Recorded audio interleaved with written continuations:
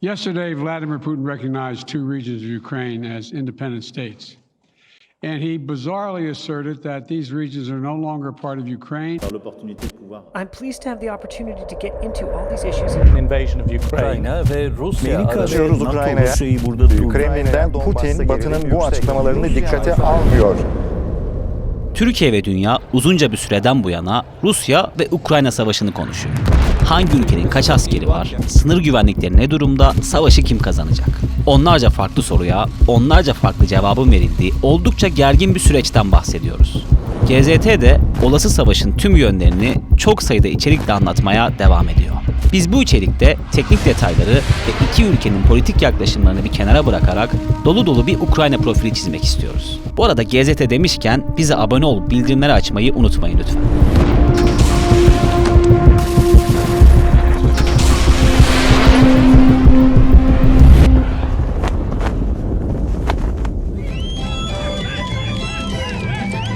Ukrayna'yı politik durumlardan bağımsız biçimde anlatacağız desek de ülkenin çok da bilinmeyen özelliklerine geçmeden önce Putin'in Ukrayna'dan ne istediğini konuşalım istiyorum. Ukrayna çok sayıda özelliğiyle oldukça farklı bir ülke olmasına ek olarak Rusya ve Vladimir Putin için de gayet kritik bir noktada bulunuyor. Putin'i Ukrayna konusunda motive eden birinci unsur geçmişle alakalı. Doğu Avrupa olarak adlandırılan Estonya, Letonya, Litvanya, Beyaz Rusya, Gürcistan ve Ukrayna gibi eski Sovyet Cumhuriyetlerini kapsayan bir Rus nüfuz alanı Putin için adeta bir gereklilik konumunda.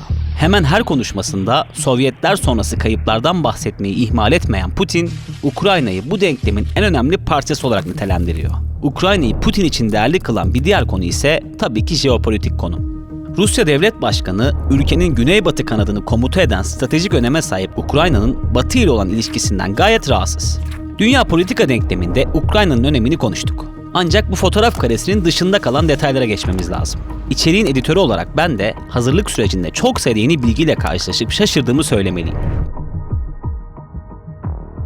Şaşırtıcı bilgilerin ilki Ukrayna'nın eğitim durumu konusu. Ülke dünya genelinde en fazla üniversite mezununa sahip 4. ülke konumunda. Yüksek eğitim sahibi Ukrayna vatandaşlarının oranı Avrupa ortalamasının oldukça üzerinde. Hatta Ukrayna akademik tez yazımı konusunda da beklenenin çok üstünde bir performansa sahip. Avrupa'nın bu oldukça eğitimli ülkesi coğrafi olarak da karizmatik bir tanıma sahip. Ukrayna'nın batısında bulunan Karpatlar bölgesindeki Rahov kasabası Avrupa'nın coğrafi merkezi olarak kabul ediliyor. Yani tam ortası. Ukraynaca, İtalyanca ile birlikte dünyanın en melodik dili olarak nitelendiriliyor. Bu dilde sözcüklerin %54'ü P harfiyle başlarken en çok kullanılan harf ise O. F ve R harflerinin Ukraynaca konuşurken nadiren kullanıldığını da hatırlatalım. Birçok farklı laboratuvar analizinde özellikle kemik gelişimi için yüksek derecede faydalı olduğu ifade edilen ve son yıllarda popülaritesi iyiden iyiye artan manganezin de ana vatanı Ukrayna diyebiliriz. Dünyadaki manganez rezervlerinin 2,3 milyar tonu yani yaklaşık %15'i Ukrayna'dan çıkıyor. Ülkenin bunu bir endüstriye dönüştürdüğünü de söylememiz lazım. Yerin altını konuştuk ama üstüne dair de şaşırtıcı bir bilgiden bahsedebiliriz. İkinci Dünya Savaşı yıllarına gidelim. Dönemin zorlu, sert ve hatta ölümcül koşulları birçok ülkeyi derinden sarsarken savaşın birincil figürlerinden Nazi Almanyası ilginç bir meseleye takılı kaldı. Ukrayna'nın toprakları.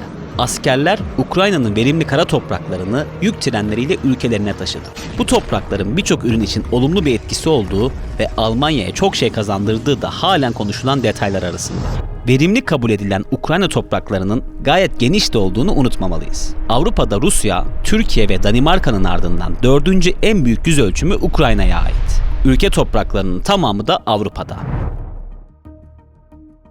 Dünyada en çok ziyaret edilen fast food restoranı da Kiev tren istasyonunun hemen karşısında yer alıyor. Evet, Amerika Birleşik Devletleri'ndeki tüm fast food restoranlarından daha fazla kişi her gün burada yemek yiyor. Kiev'deki Arsenalna metrosu da 105 metre ile dünyanın en derin yeraltı treni konumunda.